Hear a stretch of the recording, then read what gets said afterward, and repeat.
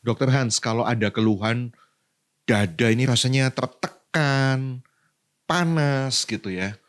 Nah dokter tuh mulai mencurigai ini kalau nggak jantung, ini GERD.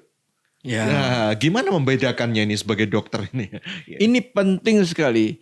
Supaya good people juga harus hati-hati ya. Jangan langsung pukul rata, oh ini sakit lambung aja minum obat lambung selesai. Siapa tahu kena jantung.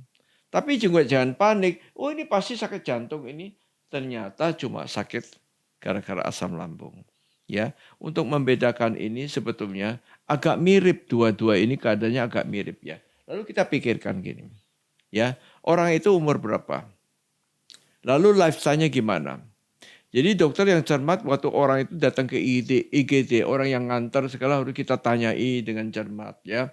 Ya terjadinya ketika apa? Oh habis makan sambal. Nah, biasa gitu. Oh habis stres, habis marah-marah, habis ngamuk-ngamuk, habis pidato mungkin. Atau habis melakukan aktivitas. Lalu kita lihat lagi umurnya berapa?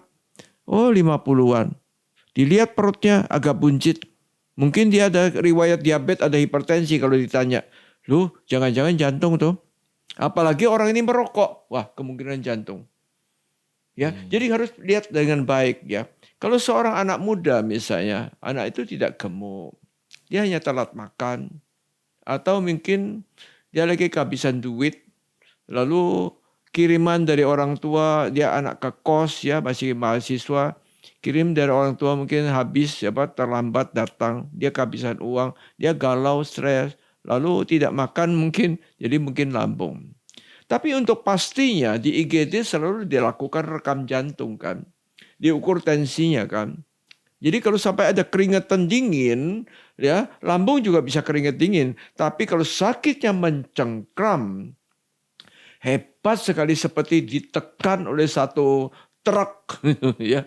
Jadi beban berat sampai dia menjalar sakit ke kiri ya, sampai ke rahang, sampai ke leher, sampai ke pundak, ya sampai ke punggung, keringetan dingin, dipegang nadinya kecil, ya kemudian diukur, rekam jantung lah jawabannya.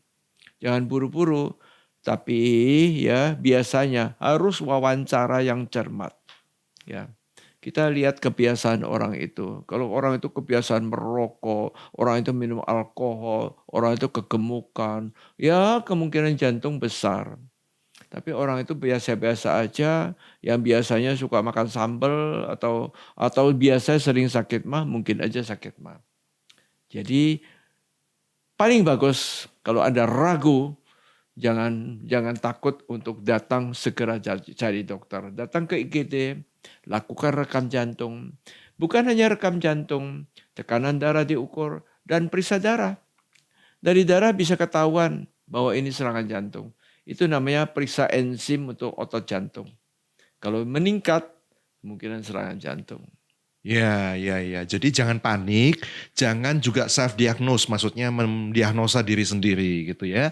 Datanglah ke dokter, datang ke IGD, diperiksa lebih mendetail, lebih seksama karena ada beberapa wawancara yang ditanyakan oleh dokter di sana ya. Baik, terima kasih Dokter Hans sudah memberikan petunjuk buat kita semua.